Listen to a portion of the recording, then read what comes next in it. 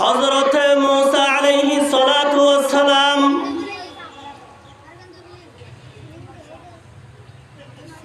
বিশ্ব নবী, আখেরি নবী, সরকারে দু আলম জনাবে মুহাম্মদুর রাসূলুল্লাহ সাল্লাল্লাহু আলাইহি ওয়াসাল্লাম যখন এই মেরাজ থেকে যখন 50-70 নামাজ নিয়ে আনন্দিত হয়ে চলে আসতেছেন, তৃতীয় আসমানের মধ্যে হযরতে মূসা আলাইহিস সালাতু ওয়াস সালামের সাথে সাক্ষাৎ হলেন। হযরতে মূসা আলাইহিস সালাতু ওয়াস সালাম বললেন, ইয়া রাসূলুল্লাহ, ইয়া হাবিবাল্লাহ, আল্লাহ পাক পরওয়ারদিগার আলম আপনাকে কি হাদিয়া দিলেন? যখন এই কথা বললেন, আমাদের নবী বলতে লাগলেন, হে মূসা, পরওয়ারদিগার আলম আমাকে 50-70 নামাজ হাদিয়া দিলেন। সুবহানাল্লাহ। হযরতে মূসা আলাইহিস সালাতু ওয়াস সালাম বলতে লাগলেন, ইয়া রাসূলুল্লাহ, ইয়া হাবিবাল্লাহ,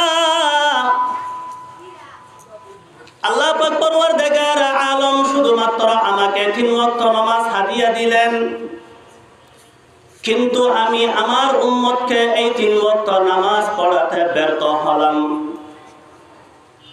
ইয়া রাসূলুল্লাহ, ইয়া হাবিবাল্লাহ, আমার উম্মত তো অনেক কবি, আমার উম্মত অনেক শক্তিশালী মানুষ ছিল, তাদের গঠনের দিক থেকে তাদের শরীরে অনেক শক্তি ছিল, এরপরেও আমি তাদেরকে 3 ওয়াক্ত নামাজ পড়াতে আমি ব্যর্থ হলাম।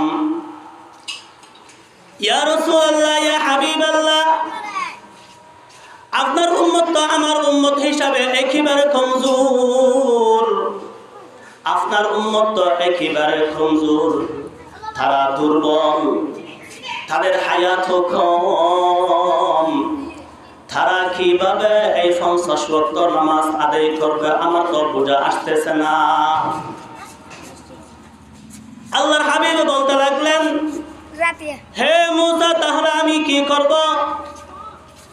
তখন হযরতে মূসা আলাইহিস সালাতু ওয়াস সালাম বলতে লাগলেন, ইয়া রাসূলুল্লাহ, ইয়া হাবিবাল্লাহ, তাহলে আপনি আবার আল্লাহর দরবারে যান, আল্লাহর দরবারে গিয়ে আপনি এই কথা বলেন, ইয়া আল্লাহ পরওয়ারদিগার আলম, আমার উম্মত তো একেবারে কমজোর, দুর্বল।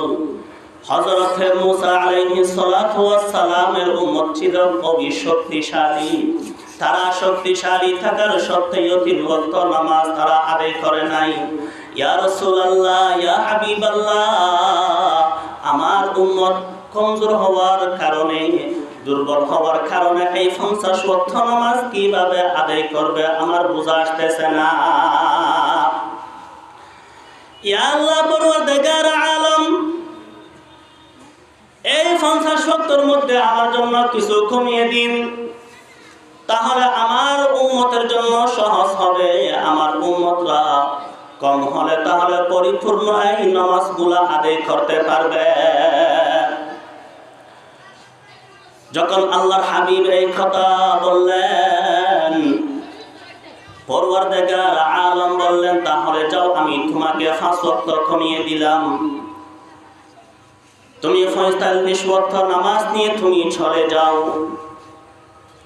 আল্লাহর হাবিব সরকারে দু আলম এই 45 ওয়াক্ত নামাজ নিয়ে চলে আসতেছেন। চলে আসতে আসতে আবার দেখা হলো হযরতে মূসা আলাইহিস সালাতু ওয়াস সালামের সাথে।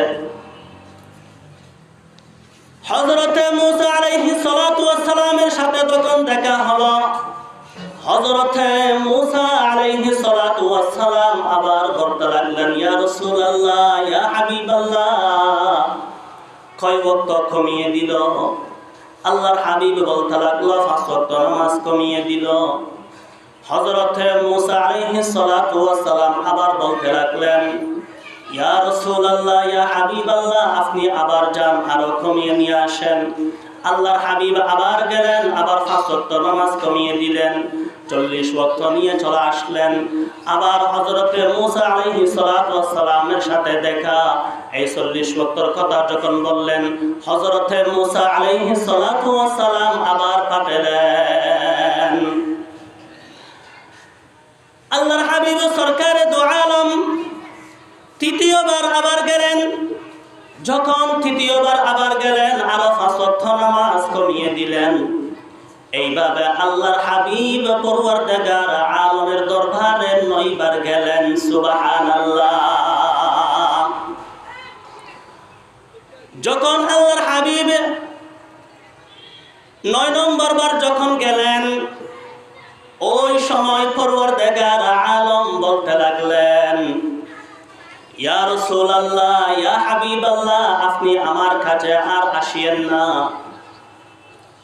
আমি তোমাকে একেবারে শেষবারের মতো শুধুমাত্র 5 ওয়াক্ত নামাজ দিলাম।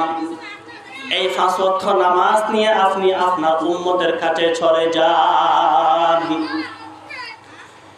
ইয়া রাসূলুল্লাহ, ইয়া হাবিবাল্লাহ,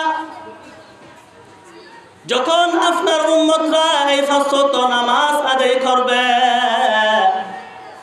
যদি তো আপনার উম্মতের মধ্যে যে সমস্ত উম্মতরা এই 5 ওয়াক্ত নামাজ ঠিকভাবে আদায় করবে, খুশুর সাথে আদায় করবে, তাহলে আমি তাদেরকে এই 5 ওয়াক্ত নামাজ বদলে 50 ওয়াক্ত নামাজের সওয়াব দিয়ে দিব। সুবহানাল্লাহ।